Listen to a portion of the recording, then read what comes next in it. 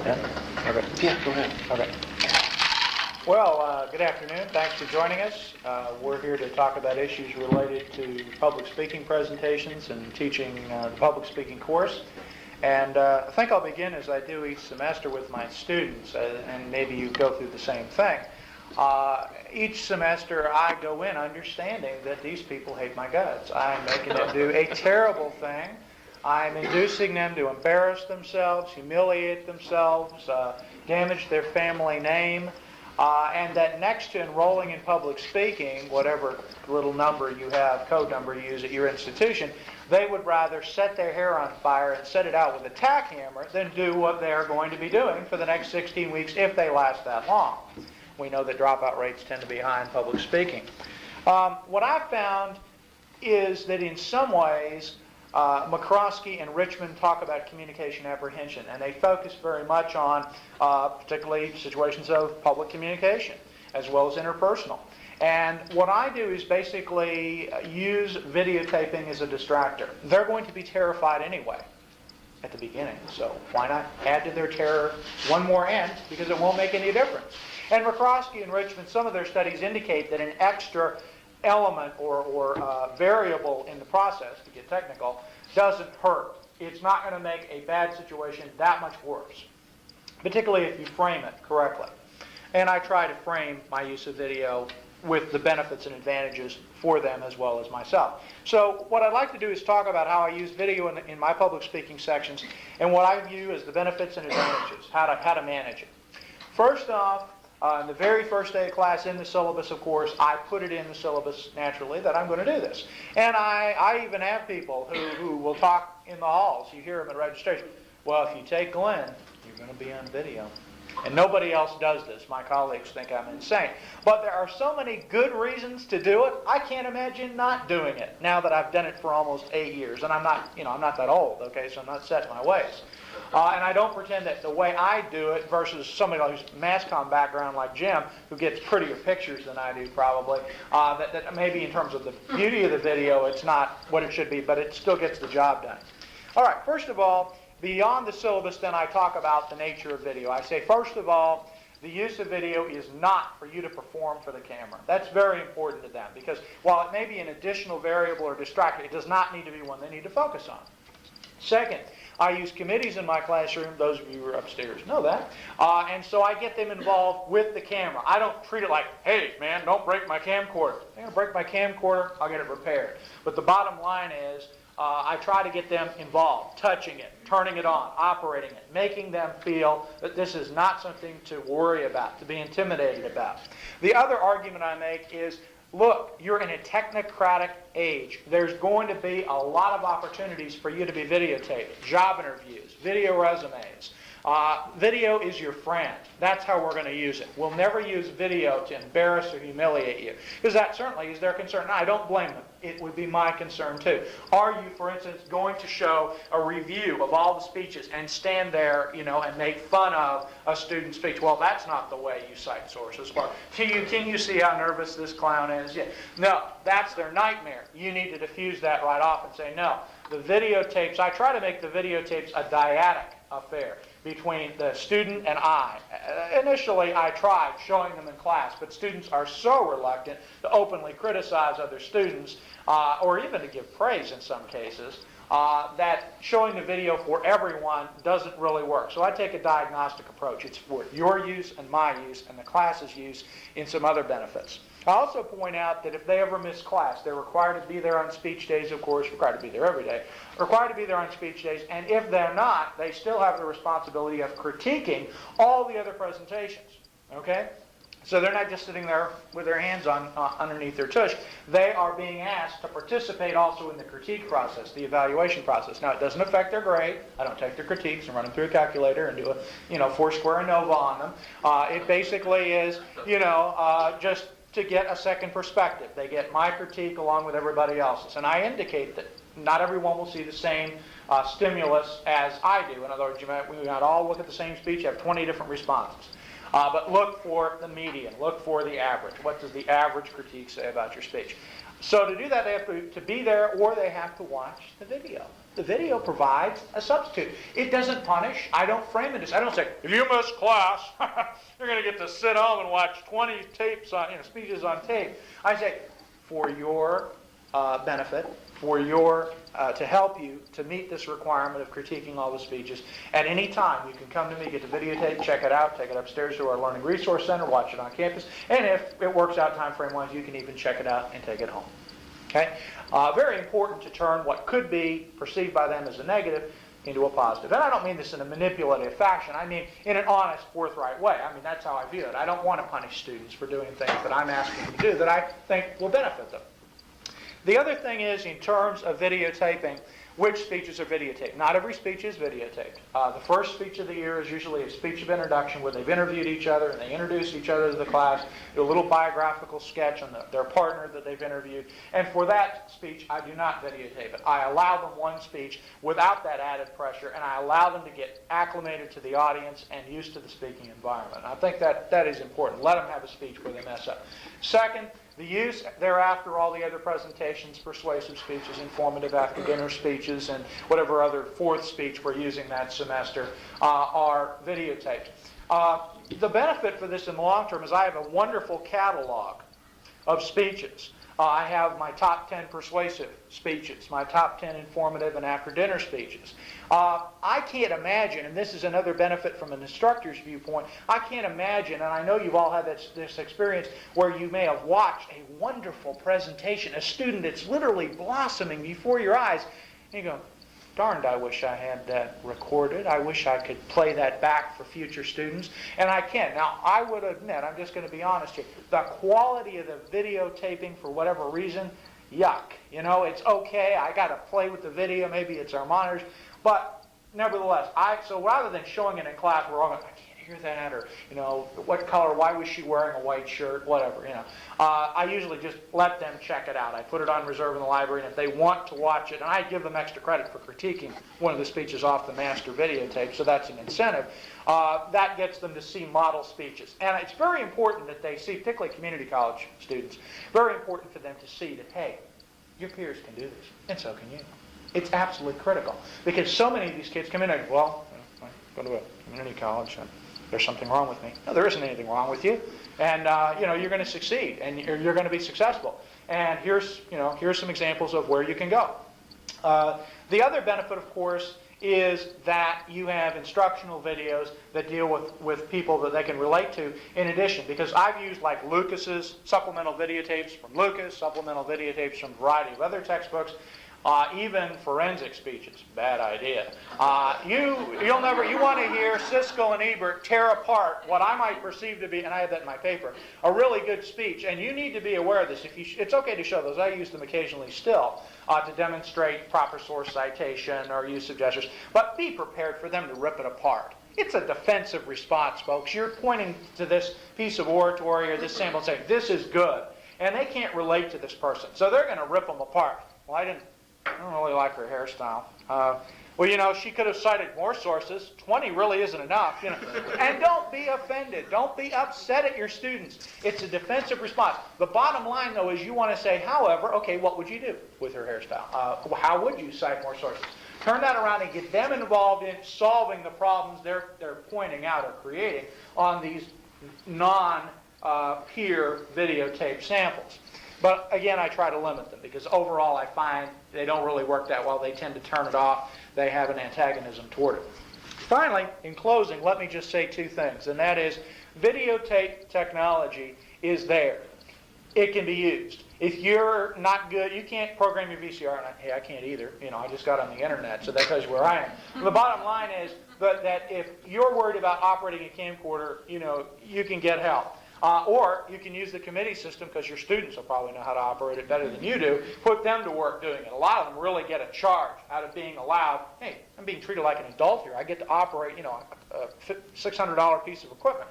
Make sure they're not, slamming it around. But the bottom line is get them involved in the videotaping process. I've had some students that have done an excellent job fixing and getting better angles and even operating the camera than I would have. And it also frees me from having to be Mr. George Lucas or Michael Cimino while I'm teaching class. It's easier for me to focus. The final benefit for you as an instructor and the students, of course, is replay, allowing them to go back and see themselves as the audience saw them. That is the most critical benefit you can get from it. And also, if they wish, and I offer them this option, if they want to keep all their speeches on their own personal videotape copy, I think that's a wonderful idea. I have even had students give it during the fall semester as a Christmas gift to their family. See what I did? See how I improved? I mean, I'm not kidding. And the bottom line is, that is a big incentive to see improvement, because they are going to improve. They're going to get more comfortable with the audience. They're going to learn techniques. They're going to hopefully gain confidence. And if you created the right supportive environment where the video camera is a supportive influence, it's an educational supplement that says, hey, we just want you to see yourself as the audience sees you and improve, that's important. The last thing is, I never, when I ask them to self-critique themselves, and that's detailed in the paper, I have them go and watch themselves on videotape after the speech and critique themselves. I emphasize, please accentuate the positive. I don't want any more than 3 negative comments about your speech, and I want at least 10 positive ones. And then when we get together on a one-on-one conversation for 5 or 10 minutes before the next speech, and we talk about how their first speech went and what they're planning to do for the second one, I try to be as clear as possible in saying, here are the, I absolutely agree, you did wonderful things. I try to build up their confidence. I try to accentuate the positive. But even more importantly, I tell them, now, for the next speech, let's not be, ridiculous. Let's focus on no more than 3 areas you want to improve on for the next speech, because just like anything else, allow them to focus on 3 areas like expanded use of gestures, better eye contact, better source citation, and let those be the goals that not only they're working on, but when I look at them specifically, I have their sheet, and I know to focus on those in my critique, and not 20 other things, because we can only deal with so much stimulus at one time, particularly with the communicatively apprehensive speaker. So for the most part, I have found that videotaping has far more benefits than disadvantages. It is certainly in how you communicate it and how you frame it, and very importantly, it is a wonderful record, if nothing else, at the end of your teaching year, to be able to look back at some of the better students and be able to say, teaching really isn't that bad a profession. Not with students like these who show such improvement and motivation throughout the year.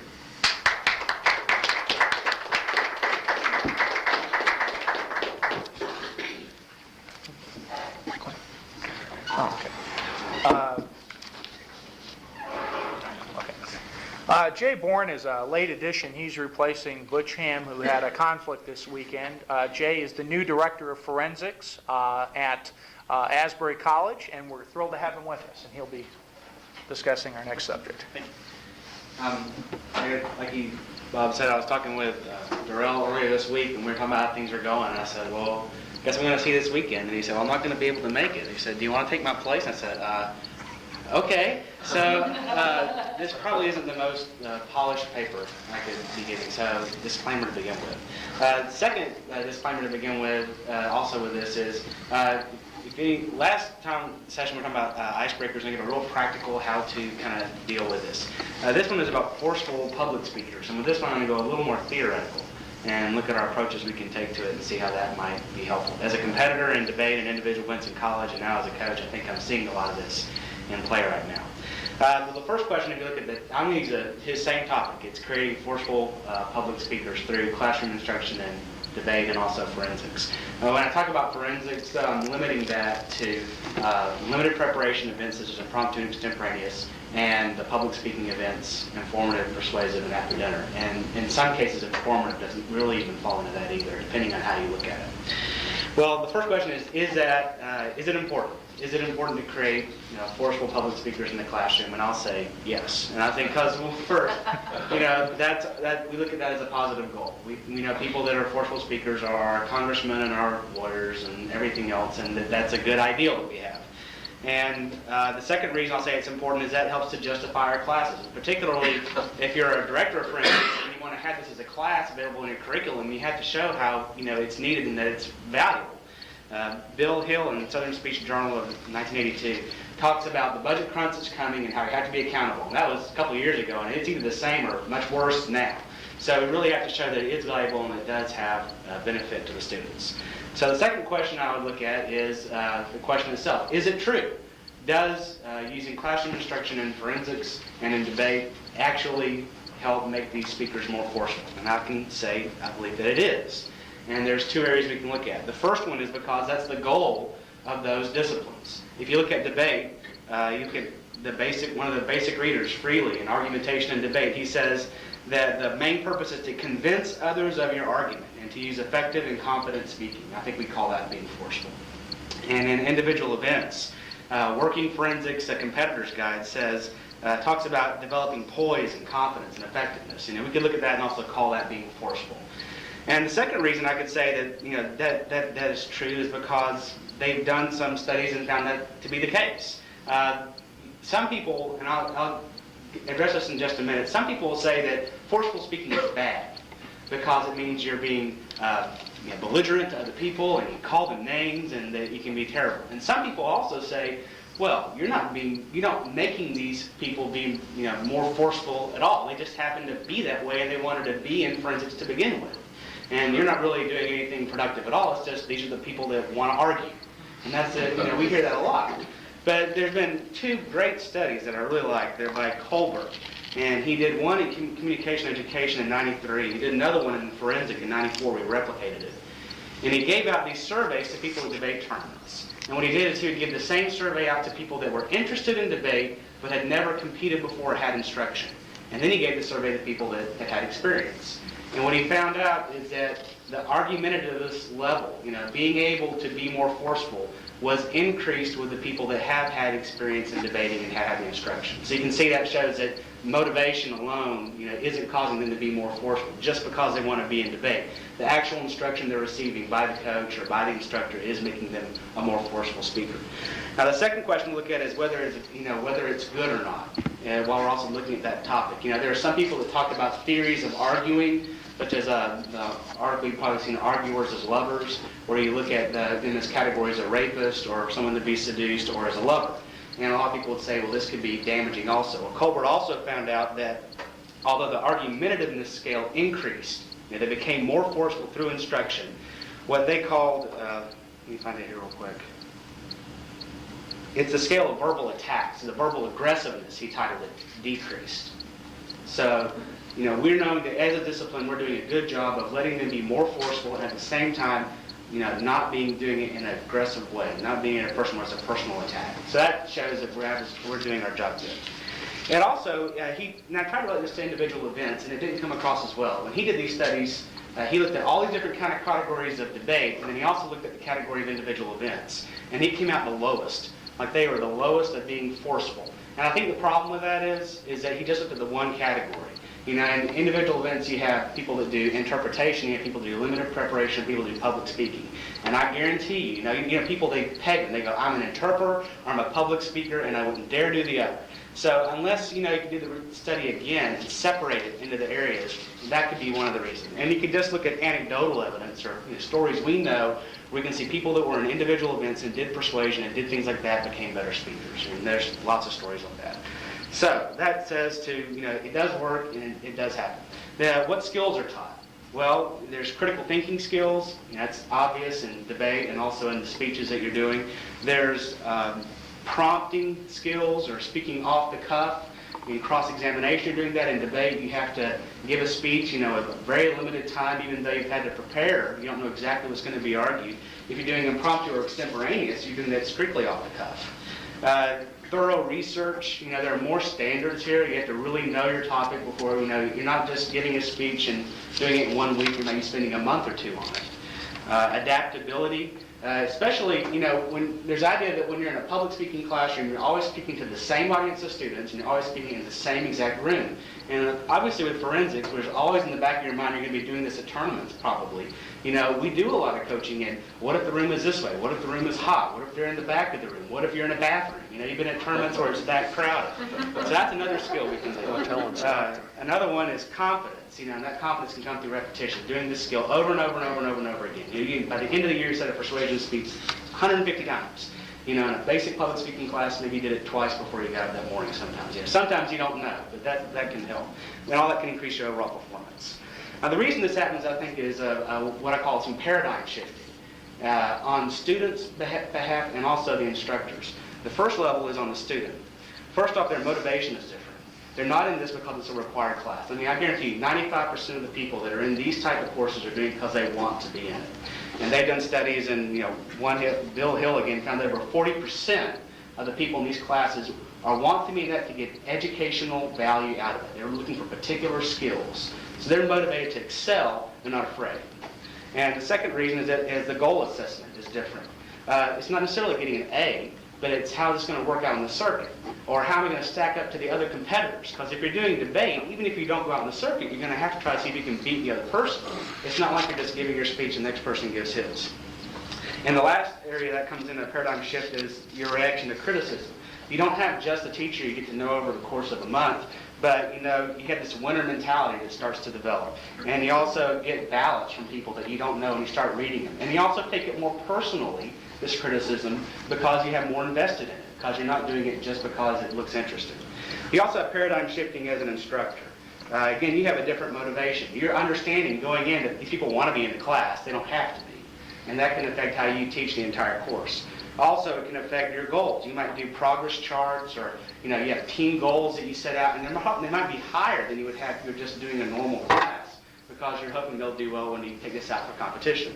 And also the criticism. You're going to be more critical. You're going to have a higher level of criticism with these, because one of the reasons is you think they expect to be there.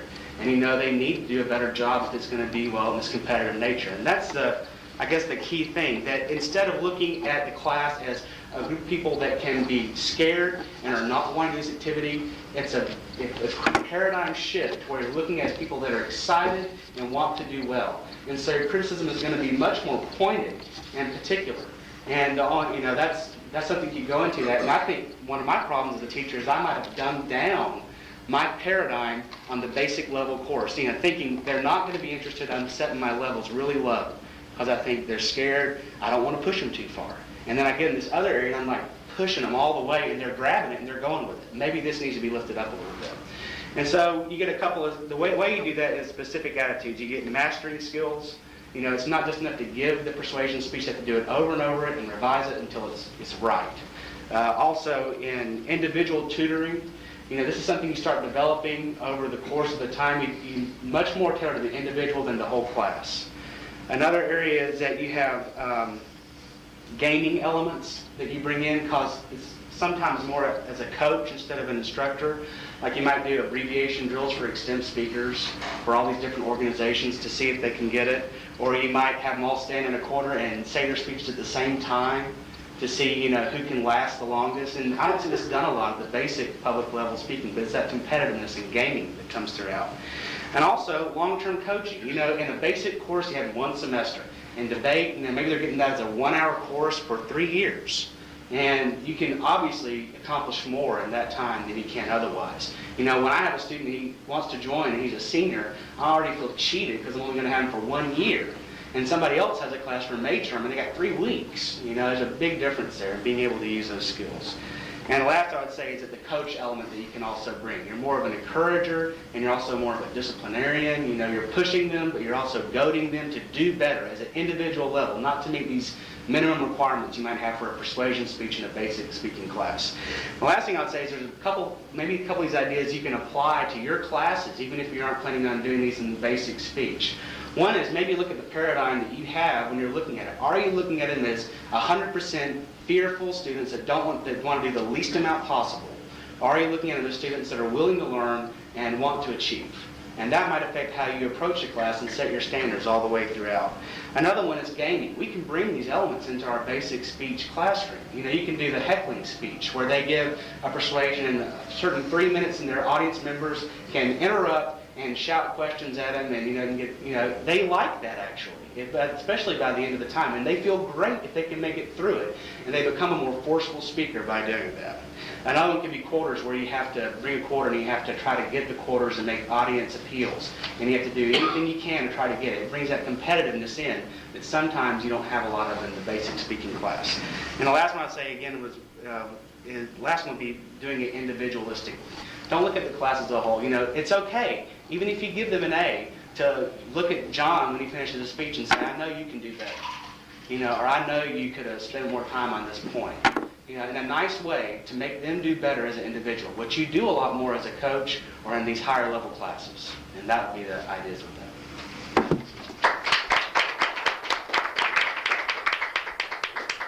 I'd hate to see if he were really prepared.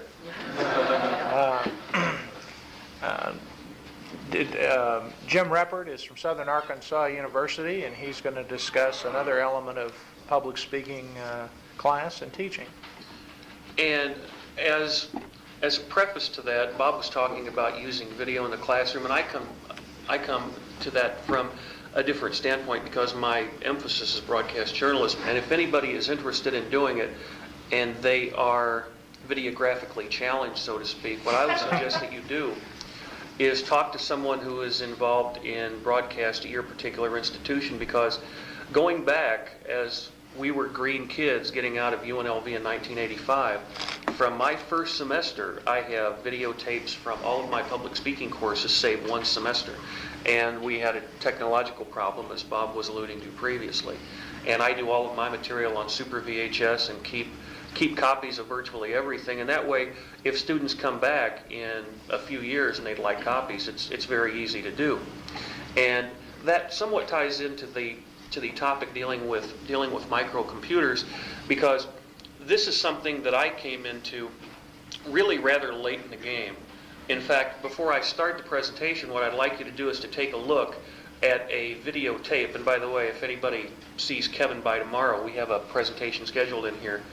This video monitor is not the best, so hopefully we can get a different one in here for the political one tomorrow morning. But in my advanced electronic news gathering course during the 1991-92 school year, one of my students came in and said in our library they had accessed microcomputer technology. They were getting rid of the file catalog, and they were going with ProQuest, and they were installing new computers. And at the time, our reports were running on the NBC TV affiliate in Monroe, Louisiana, and I said, why don't you go ahead and do that for a story? And to give you some background, even to how far things have changed from the spring of 1992 to now, I apologize for the picture quality, but if you would hit play, please, and I'll talk my way through the breakdown. This was done by a broadcast journalism major, and trust me, the picture is perfect. Unfortunately, we have a 1912 monitor in here, and this shows you how they were accessing computers in the library at that time, from a broadcast journalism major who has since graduated and works in the industry. McGill Library on the campus of Southern Arkansas University in Magnolia has upgraded its facilities. Data is now provided for students by computers, which replaced the slow, outdated card catalog system. Information can be obtained quickly and, if desired, printed out. This technology has been available for quite some time, and staff members feel the changes were long overdue. The ability to access information quickly has been on the market for a long time. We feel like it is high time we had it, and we're so excited that we do have it now. The computerization of McGill Library is a major improvement over the old card catalog system, and students are now getting easier access to needed information. It's very nice because it's so easy. Like, people have never used a computer before can use this because it tells you everything to do. It's just very easy. The new system has proven to be more efficient for filing than the card catalog, and library employees agree that other important tasks are now receiving more attention. Future plans involve the addition of a map to the computers, which would give students the exact location of the book they are searching for.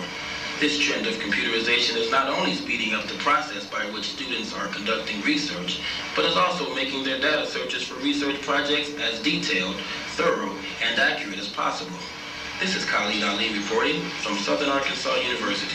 You go ahead and let it play until it fades to black. Go. You can go ahead and stop it. Again, please believe me, the pictures were perfect on there. Anyway, my experiences with computers really began in September of 1992. In my instance, I received a 386 computer, and I was using WordPerfect and Windows. I was not networked. And it really came as a really interesting phenomenon to me in 1994 when they installed email on the university campus. In my case, I was not networked. I did not take any tutorials. I learned all of this primarily from my department chair.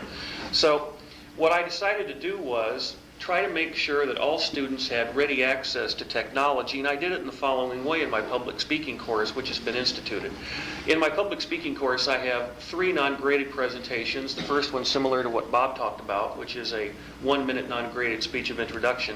And then I have 2 others, followed by 4 major graded presentations, probably the same as what you do. But what I've really tried to do as much as possible is to imprint, especially beginning students, into using computers, not only to do the research, but also take advantage of Gopher, the other email technology, and make sure that they stay in contact with me if they have any questions or concerns. The first thing I do, or actually one of the first things I do in my class during the semester, is assign the non-graded 1-minute speeches of introduction. And during that time, I tell the students that I'm going to ask them to go to our University Computer Center and access their own email account. And I have copies of these, which I'll give to you later. We have 2 nodes which are used on our university system. We have SAU 460, which is available for use by our faculty, and then we have WLSV4, which is used by our students. And they go to the computer center, they talk to one of the student workers, they take an open book quiz. Once they have received a perfect score on that quiz, they have access to their own email address. And you know what the routine is: first initial of the first name, first initial of the middle name, and then the last name. And at that point, what I ask students to do is not to tell me in person the progress of their speeches of introduction or how well they did talking to someone they either know or don't know. I ask them, even if they don't feel comfortable typing or working at a word processor, I say, look, just go into the computer center at your leisure sometime in the next couple of days after you have your email account accessed, and send me a message. And what I will do is I'll look at the messages, and then I will keep one for myself, CC:JE Reppert, and that way I can check in the gradebook to make sure that everyone turned in those materials. And I stress the fact, I realize that this may not be perfect the first time you send me a message. There may be a message which has an error which goes all the way off the screen, as some of you are well aware, or they may do something which is a cardinal sin in the world of cyberspace, type in capital letters, or because they're obviously shouting. And of course, with my broadcast journalism students, that's somewhat odd because we're supposed to write everything in uppercase. But in any event, this is something which gets the kids into the mode of really starting to work with computers. Now, not only do we have email, but we have Gopher, we have FTP, as I mentioned a few moments ago, and we have the World Wide Web. For the second non-graded presentation, which is an impromptu speech, I asked them to use the electronic transmittal of information. Again, for that presentation, what I ask students to do is to bring 4 topics. One of the 4 topics is going to be the name of someone who is very prominent, either of international, national, regional, or state importance. The second one is going to be one word, whether it be love, hate, war, peace, humidity. The third one is going to be possibly a Bartlett's familiar quotation, or it could be some kind of colloquialism, a penny saved is a penny earned, don't let your babies grow up to be cowboys, or whatever. And the final one, and usually the one which students like the most, is something which deals specifically with university life, whether it be dorm food, or roommates, or parking, or anything they can think of. What I ask them to do is to, again, not bring them to class, but what I've asked them to do now is to send them to me by email, actually getting them into the computer center, getting onto the system, putting those 4 names down. Then they can either do one of 2 things. They can make a printout and bring it to class, clip them out, or I can print them out myself if some of the kids don't have access, because obviously it's very busy. We have computers. We have primarily a Macintosh lab in the new Sakurai Business Building, and then IBM-compatible PCs in Wilson Hall, which is primarily for the liberal arts. And as you can imagine, it's very busy, so sometimes I'll print out the materials myself and bring them to class. And at that point, I clip out all the materials, put them all in a desk drawer, have the students pull out 3 topics, they choose one, they go back, sit down, they have 1 minute's worth of preparation time to speak for 1 minute. So, for each of the 2 non-graded assignments so far, at least we have inculcated them to the usage of microcomputers. For the final non-graded presentation, we do the same thing. But what I ask them to do there is to access Gopher. And the reason I ask them to access Gopher is for a very selfish reason. I know how to use Gopher better than, let's say, FTP or some of the other systems. So they'll usually bring in at least 1 or 2 topics from Gopher, print all of those out, go through a 2-minute extemporaneous presentation which involves the following. We usually do this within the context of 1 week in my class. At the end of class on a Monday, all of these topics have been accessed by email or printed out. We go through the routine of pulling them out from the desk again, usually half of the class, and then they'll take 2 topics home. One of those 2 topics they'll be speaking on in 48 hours for a minimum of 2 minutes. Now I stress, this is not something which has to be done formally. In fact, what I try to do is to make the kids feel as much at ease as possible. I say, look, the most important thing for me in this class right now is eye contact and conversationality. Don't worry about giving me anything which is typed. You can write it, you can put it on note cards, I don't care. The most important thing for me is that you do this, you access Gopher, give me at least 1 topic, then come up within 48 hours and prepare. Now while they're doing this, I've given them handouts, and it's the last page of this material that you're going to be getting from me this afternoon, dealing with specific materials you can find from the university CD-ROM library towers. And they have, through grants provided by the U.S. Department of Education and the Arkansas Department of Higher Education, 14 to 28 different towers which can access literally any kind of information you can think of. And I asked them, during the run-up to the demonstrative speech, which is the first major graded presentation, 6 to 8 minutes, to try to give me at least 1 visual aid which they have gotten access to from information or a source they found through Gopher. And again, the reason I do that is because that was my first experience. Now I'm like many of you, I am very much addicted to the World Wide Web, and thank Tim Berners-Lee for coming up with this idea back in the late 1980s. So for the demonstrative speech, what I'm going to ask them to do, as I mentioned, is to get something from Gopher to use ideally for a poster board. The second major graded presentation is informative, and this is a little bit different in the respect that they're not actually moving items around and demonstrating some type of a process. They're primarily speaking to me from a podium, and in my case, I don't use an easel. I'll have visual aids propped up behind me on the blackboard, clipped underneath the blackboard. I figure the analogy being, if you're watching a television newscast, you have a graphic to the side of the individual speaking. I like to do the same thing in a public speaking class, have a graphic to the side or graphics in the back all the way during the presentation. And what I ask students to do, in addition to, in this case again, trying to get some information from outside sources on the web or from Gopher or from Telnet, is to also send me an email of their speech outline. And that goes through a very simple process. In fact, you'll be able to see how I can also create distribution lists and send those out to students as well. And again, the idea is imprint them as early as possible. Sometimes you have problems with kids who are juniors and seniors and who suffer from a severe case of public speaking phobia or have never used computers before, but it usually works out well. This is where the web technology comes into play. Now at our university, I have an IBM PC compatible with Windows 3.11, and I can access the web very easily. And what I ask students to do, if they feel uncomfortable with using the web, just come up to my office during my office hours and I'll be happy to show them how to work it. It's very easy. All they have to do is to get into one of the search engines. They may not know exactly what they're looking for, and they can find something. The next presentation is a group discussion, and this one is a little bit more difficult to institute all the kind of web technology I would like to give them, because we're working primarily within the context of a 50-minute class session 3 days a week, Monday, Wednesday, Friday. I'm teaching an overload this semester, so I have 2 sections, and you can imagine, especially with large groups, it's very difficult to get them to meet outside of class. So what I do is to tell them, look, why don't you go to the library during this class time, and you may not be able to go to the computer center because it's busy. Go over to the library and access the CD-ROM towers and see whether or not you can find anything of interest that you can put on the bibliography for a group discussion. Because in their case, they're giving me one agenda, and I use the term agenda and outline synonymously when they put the group discussion together.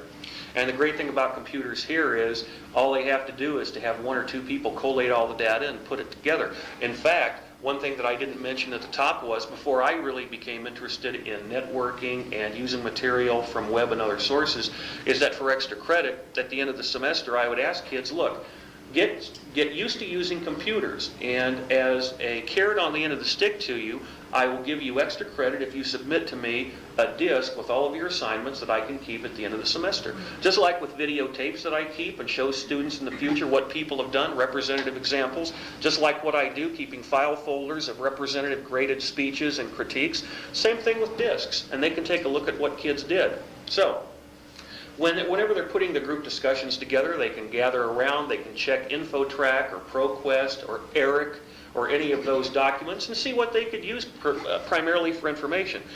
Not for visual aids in this case, because they're not required. And the final presentation that I have, which is graded, and this is analogous to their final exam, and I should also mention that in my class I don't give any quizzes as such. When you're in my speech class, the major graded presentations, those are your exams. The oral part is the delivery that you're being graded on, and then the written part of the exam is the actual content or outline that you submit.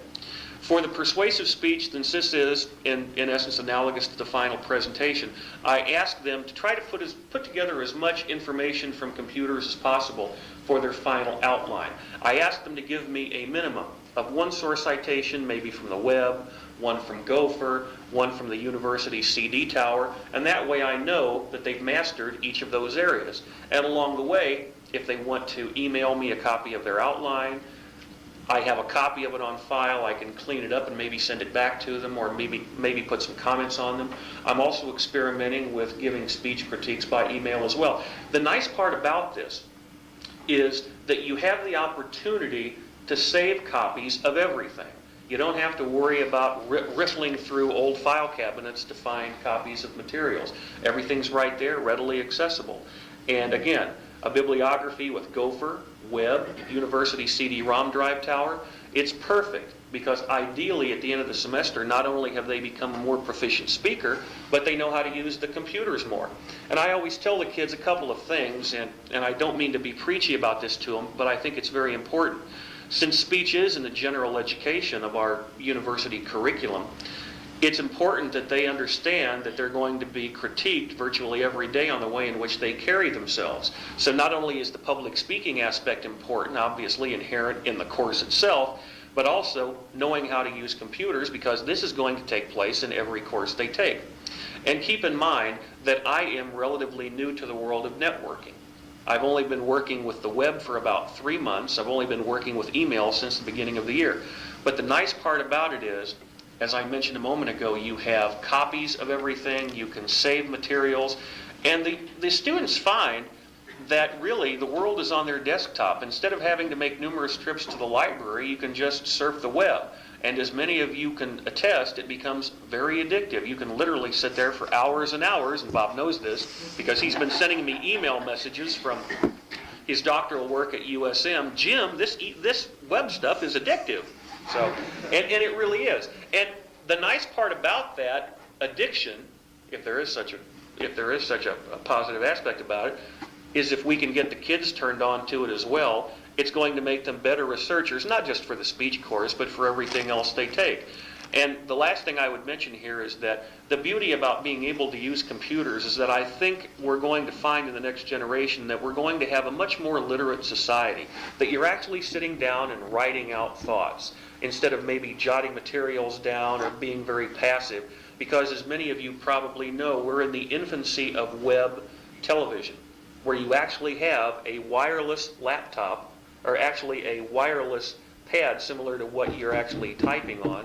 Have that in front of your television set, and you're going to be doing many of the same things that you're doing now with computers. So who knows, maybe in 20 years we could have a panel on how web television has helped public speaking as well. And the actual last final point, I always say this to my classes, and I go on for about 20 minutes, is that we don't want the technology to rule the classroom. Just like Bob in television. I videotape speeches now in my 12th year. In fact, when we were at UNLV together, I think we videotaped a couple of practice debate rounds as well. That's not the most important thing. The most important thing is obviously the way in which the student studies and how they perform. But if they understand this is something that is very important in the context of their overall academic careers, I don't think they can go wrong. Thanks.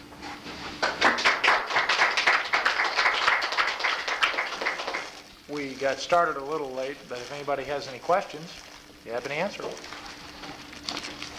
And there's copies of the documents up here. We have to save one for... Thank you all for coming. Save one for Kevin, right? Well, he's going to send these out. I was going to say, you save one, is he going to send them out? Is Kevin going to send them out? By the I summer? also have copies of a critique form that I use, that I require my students to fill out. That's the one they I'm gonna have use to- in class. I'm going to have to talk to him about this monitor. I mean, that is just so bad. My God. I mean, the thrust of my whole presentation tomorrow was the political pontificators, and trying to go through 8 minutes of seeing a screen with nothing on it. It's just going to be terrible. So. Gee, thanks so much for coming. You did Yeah, a good thanks. job, really. I was just curious, do you think it's how long you were on that?